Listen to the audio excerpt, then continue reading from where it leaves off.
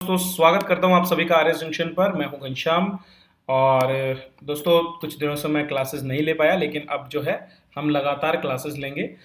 तो चलिए शुरुआत करते हैं दिनांक 25 और 27 सितंबर 2020 के सभी करंट अफेयर्स पर।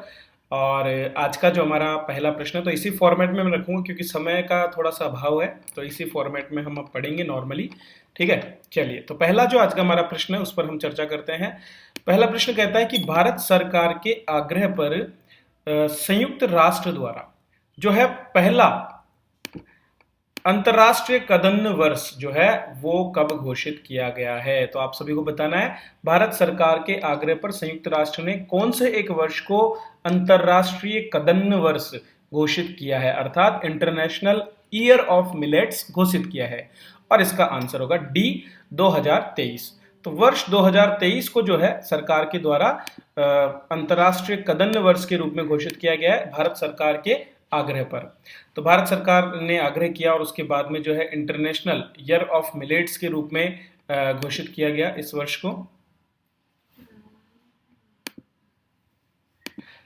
दोस्तों कदन्न की अगर हम बात करें तो कदन्न के अंदर जो सम्मिलित होते हैं उसमें मिलेट्स होता है। मिलेट्स जितने भी होते हैं, जैसे कि आपने देखा होगा कि हमारे यहाँ पर राजस्थान में बाजरे जैसी फसल और ज्वार जैसी फसल उगाई जाती है। तो ये अनाज नहीं, ये डायरेक्ट गेहूं और चावल की तरह नहीं होते जो बड़े खाद्यान्न के रूप में होते हैं, लेकिन ऐसी फसलें हैं जो कम पानी में होने वाली हैं और जिनका जो है पिछड़े एरियाज में या फिर जहाँ पर कृषि बहुत कम होती है ऐसे क्षेत्रों में काफी बोया जाता है। तो इसमें सम्मिलित फसलें हैं ज्वार, बाजरा, रागी, कंगनी, कुटकी, कोदो, सावा और चेना। इस तरह की जो फसलें हैं, पौष्टिक फसलें, वो इसमें सम्मिलित है। भारत में अगर हम बात करें तो एक इंस्टीट्यूट है जिसका नाम है भारतीय कदन्न अनुसंधान संस्थान IIMR, जो कि हैदराबाद में स्थापित है। तो उसी के द्वारा इनका जो है पोषण करने के लिए और इनको वृद्धि करने के लिए या लोगों तक अच्छी तकनीक की इन फसलों को पहुंचाने का काम वो करता है। IIMR जो है वो वर्ष 2018 से 5 वर्षों के लिए 14 विभिन्न राज्यों में राष्ट्रीय खाद्य सुरक्षा मिशन में जो कदन्न था, जो मिलेट्स हैं, उनको प्रमोट भी कर रहा है। भारत में यह मिशन केवल पहले खाद्य सुरक्षा तक ही कार्यरत था, बाद में इसमें पोषण जोड़ दिया गया। और आपको बताना चाहिए जितने मिलेट्स हैं ये पोषण की दृष्टि से बहुत बेहतर होते हैं और रोग प्रतिरोधक क्षमता बढ़ाने में भी इसका बड़ा योगदान होता है।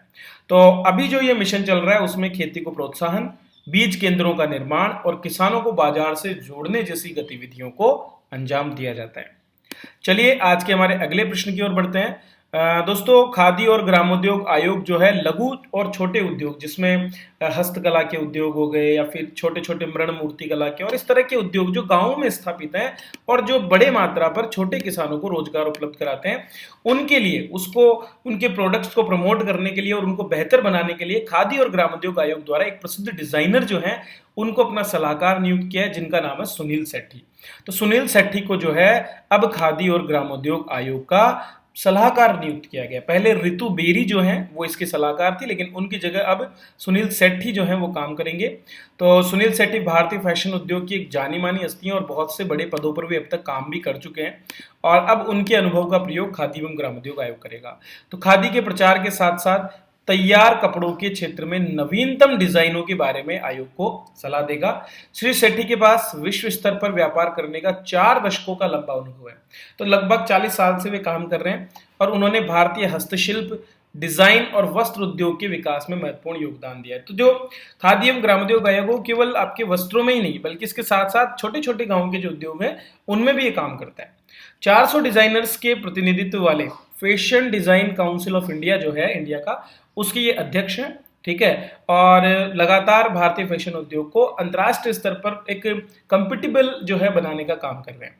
इसके अलावा वो national institute of fashion technology जो है उसमें सदस्य के रूप में काम कर चुके हैं। इससे पहले रितु बेरी जो है KVIC की सलाहकार थी। तो 1 साल तक इनका टर्म रहेगा, 1 साल तक ये अपनी सेवाएं देंगे।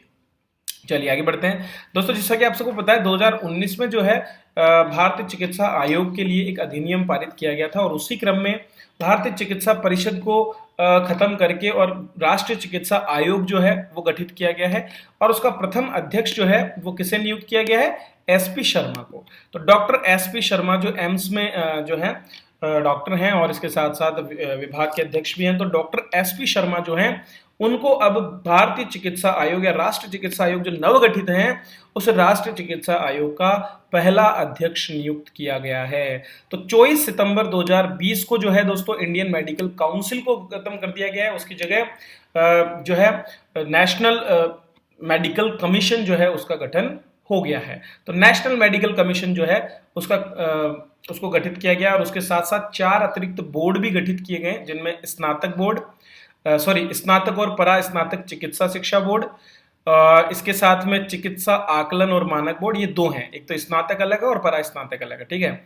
चिकित्सा आकलन और मानक बोर्ड और नैतिक एवं चिकित्सा पंजीकरण बोर्ड, कुल 4 बोर्ड यहाँ पर हैं। पहला स्नातक चिकित्सा बोर्ड, दूसरा परा स्नातक चिकित्सा बोर्ड, तीसरा चिकित्सा आकलन और मानक बोर्ड और चौथा नैतिक एवं चिकित्सा पंजीकरण बोर्ड। ये 4 बोर्ड रहेंगे।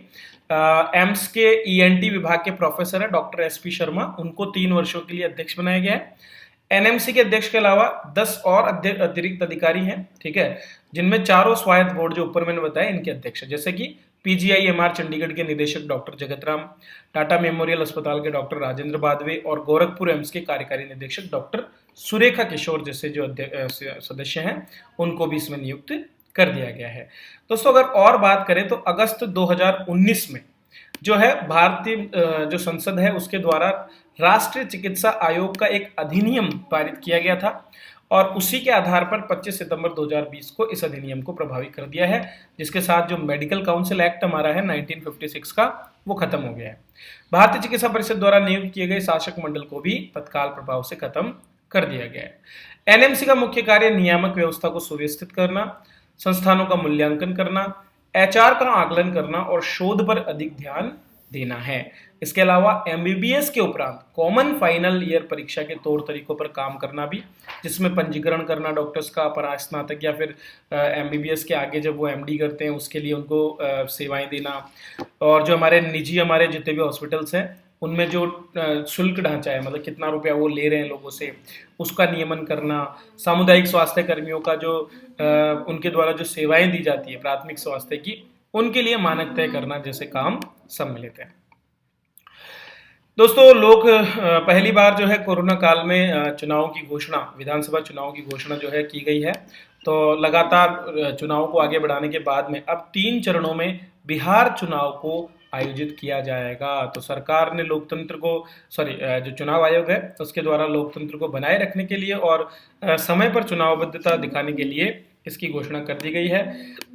मुख्य चुनाव आयुक्त सुनील अरोड़ा ने घोषणा की और पहली बार देश में जो है 3 चरणों में चुनाव होगा, अन्यथा चुनाव ज्यादा चरणों में ही होते हैं।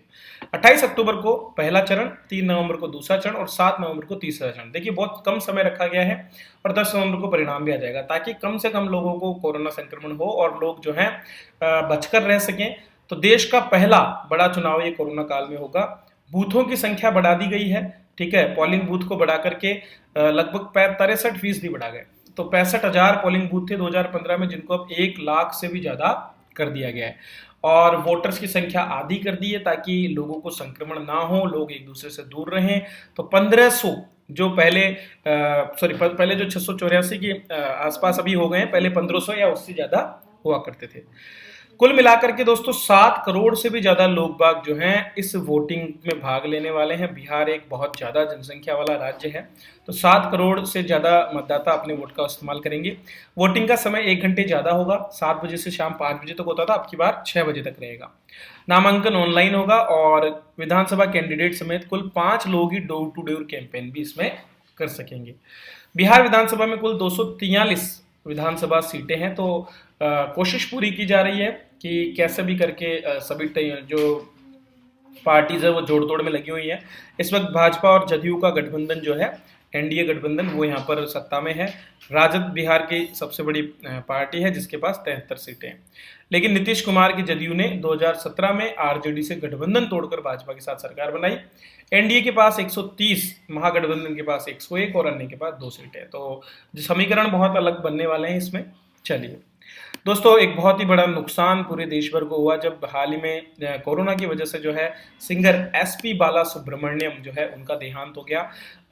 दोस्तों आपको बताना पहला बेस्ट मेल सिंगर अवार्ड उन्हें किस फिल्म के लिए मिला, तो शंकरा भरणम नामक एक फिल्म थी, उसके लिए इन्हें पहला बेस्ट मेल सिंगर अवार्ड मिला था। तो इनके बारे में थोड़ा सा और चर्चा कर लेते हैं दोस्तों विस्तार से। कोरोना वायरस संक्रमण से जूझ रहे 74 वर्षीय ये बहुत ही बेहतरीन गायक रहे हैं और सबसे ज्यादा जो है best male singer national award जीतने में दूसरे स्थान पर हैं। इन्हें पद्मश्री और पद्म भूषण दोनों से सम्मानित किया गया। 6 भाषाओं में 40,000 से ज्यादा गाने इन्होंने गाए। पूरा नाम श्रीपति पंडित राध्युला बाला सुब्रमण्यम है। 1946 में जन्म हुआ और उसके बाद इन्होंने स्थानीय रूप से गाना शुरू किया। अंतर्राष्ट्रीय पहचान शंकरा भरणम से मिली जब इन्होंने पहला नेशनल अवार्ड उसमें जीता। यशुदास जो कि सबसे बेहतरीन गायकों में सम्मिलित है, उनके बाद national best male singer award जीतने में दूसरे नंबर पर है। यशुदास ने करीब 8 नेशनल अवार्ड जीते जबकि एसपी ने 4 भिन्न भाषाओं में 6 नेशनल अवार्ड जीते हैं। 2001 में उनको पद्मश्री और 2011 में उनको पद्म भूषण से भी सम्मानित किया गया था। दोस्तों उनकी कुछ प्रमुख फिल्में आपको याद होगी, एक दूजे के लिए, तेरे मेरे बीच में, कैसा है ये बंधन अनजाना, इस तरह के गाने उन्होंने गाए थे। मैंने प्यार किया, ठीक है, और हम आपके हैं कौन जैसी फिल्में, इन सभी में उनके गाए हुए गीत हैं जिनको हिंदी फिल्मों के दर्शकों द्वारा भी काफी पसंद किया गया है। चलिए दोस्तों अगले प्रश्न की तरफ बढ़ते हैं। भारत और जापान के बीच चौथा नौसैनिक अभ्यास 25 सितंबर 2020 से अब की अरब सागर में शुरू हो रहा है। तो चलिए इस मुद्दे पर भी बात कर लेते हैं। तो ये चौथा सैनिक अभ्यास होगा, लेकिन आप देख रहे होंगे कि ज्यादातर जो सैनिक अभ्यास हैं वो नौसैनिक अभ्यास ही हैं। किसी तरह के थल और वायु सैनिक अभ्यास नहीं हो रहे हैं क्योंकि कोरोना का संक्रमण का खतरा है, जबकि इनमें एक दूसरे से दूर रहकर ही अभ्यास किया जा सकता है। तो भारत और जापान के बीच चौथा नौसैनिक अभ्यास 25 सितंबर 2020 से उत्तरी अरब सागर में शुरू होगा। दोनों देश हर 2 वर्ष में ये अभ्यास करते हैं। 3 दिन तक अभ्यास चलेगा जिसके दौरान गोले बरसाने, हेलीकॉप्टर अभियान, कॉम्प्लेक्स सरफेस और पनडुब्बी रोधी तथा युद्ध कौशल अभियान का प्रयोग किया जाएगा। स्वदेश में विकसित स्टील डेस्ट्रॉयर चेन्नई, तेग श्रेणी की स्टील प्रशिक्षण युद्धपोत तरकस और फ्लीट टैंकर दीपक इस अभ्यास में हिस्सा लेंगे, जबकि पश्चिमी बेड़े के flag officer commanding real admiral Krishna Swaminathan जो है इसको नेतृत्व प्रदान करेंगे। तो ये थी दोस्तों आज के करंट अफेयर्स जिन पर हमने चर्चा की। बने रहिए मेरे साथ और देखते रहिए सभी हमारे वीडियोस ताकि आपको लेटेस्ट करंट अफेयर्स की न्यूज़ लगातार मिल सके। थोड़े समय तक अगर आपको ये तरीका पसंद आए तो प्लीज़ लाइक कीजिए, शेयर कीजिए अपने दोस्तों के साथ, सब्सक्राइब कीजिए हमें और डाउनलोड कीजिए हमारी एप्लीकेशन RS जंक्शन के नाम से गूगल प्ले स्टोर पर अवेलेबल है, जिससे आप हमारे सभी नोट्स का फायदा उठा सकते हैं। चलिए, थैंक यू।